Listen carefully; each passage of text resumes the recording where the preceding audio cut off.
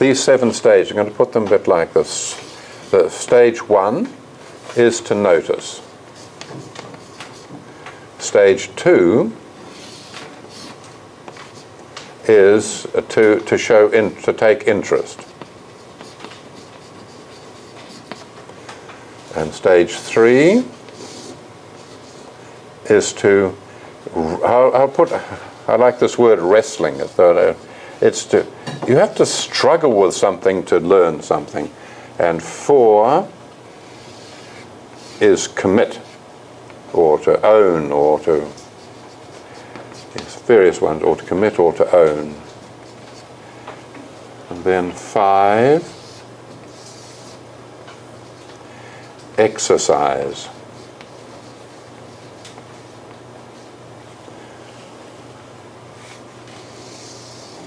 6, becoming aware of your skills and faculties and how and where you can use them. And then 7, creativity.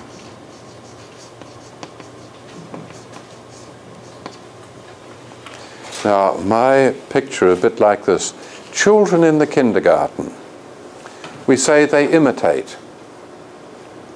And really, what is that? They notice, and the next thing, they're creating. They're sort of spontaneously coming out. They don't, no, they go. It's sort of, it's a direct link to their creativity in this process. But you see, unfortunately, older people sometimes mimic that. It doesn't really work. University students do it. The night before the exam, they cram, cram, cram, cram. They're doing this. They're reading, reading, reading, reading. And the next day, I wouldn't call it creativity, I would call it regurgitation.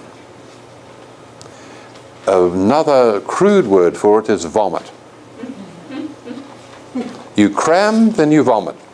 It's bulimia, is it? No, what's the, whatever it is. Yeah. What? Yeah. And as a result, there's been no deepening. You go to these people 3 days later, I've forgotten entirely. I wasn't really very interested anyway, but I've passed the exam. I've got an exam saying I'm good at this, but I haven't taken the interest, I haven't wrestled with it. Well, you might have done some, but you know, this element there is trying to avoid this.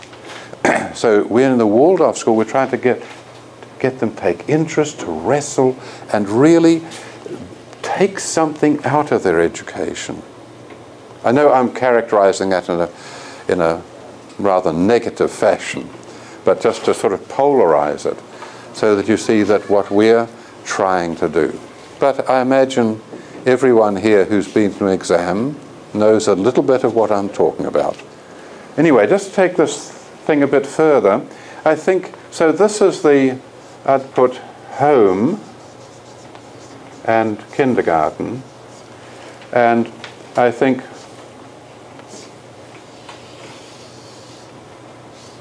somewhere I have a feeling, and still a bit of a loose idea, that this is something of the lower school. No, you call it elementary school, don't you?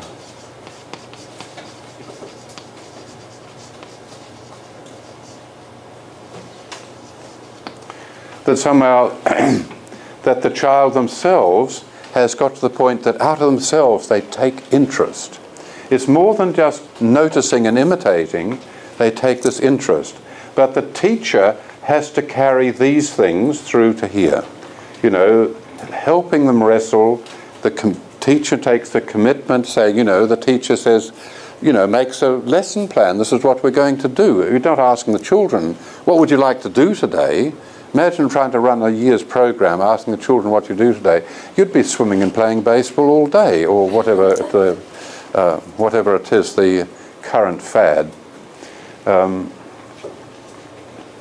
then, so you help them there to become more aware, and then to go from there, have some awareness of their skills and can become creative.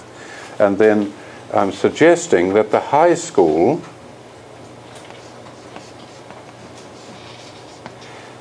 that the students themselves can come right down, and out of themselves they want to wrestle with the things that they meet. And it's really the teachers doing this. That's why you're at school, because there's teachers that actually make a commitment to the subject. You know, they just hold together. Otherwise, you're purely an adult and doing your own stuff, you know. So it's only with the adult that you get this one where the ego sort of aspect comes into it. And you can have all sorts of different things. You can say to notice something is an act of will. You know, Stein talks about the senses, and that's the, you know, to observe something.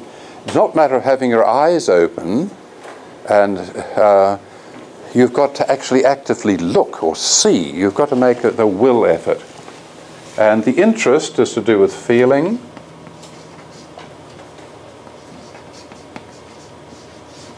And the wrestling is, even though it sort of sounds like will, there's and it is, it's will in thinking though, but it's a thinking process. We say trying to get your head around something.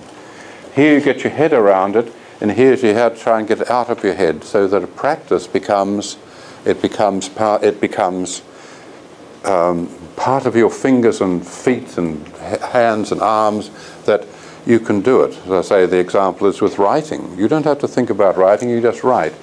When you're riding a bicycle, you don't think about all how you have to sort of do this to keep the balance or anything. And a lot of the things you do, you have got your head around it, and then you've got your head, then you've got it out of your head. So that those two are sort of, it's a thinking in and then a thinking out, if you can put it that way.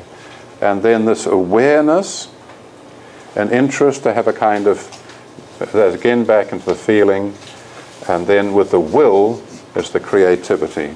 So there's different parts of the symmetry. So you can see there's and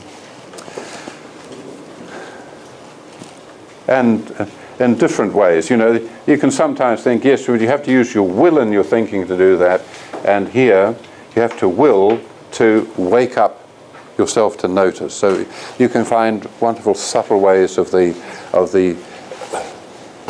yin and yang, I suppose. I don't know if it is quite that, but of those things there. So that's just a thought. It's I feel it's still an idea, and you can just live with it and see if it makes sense to you.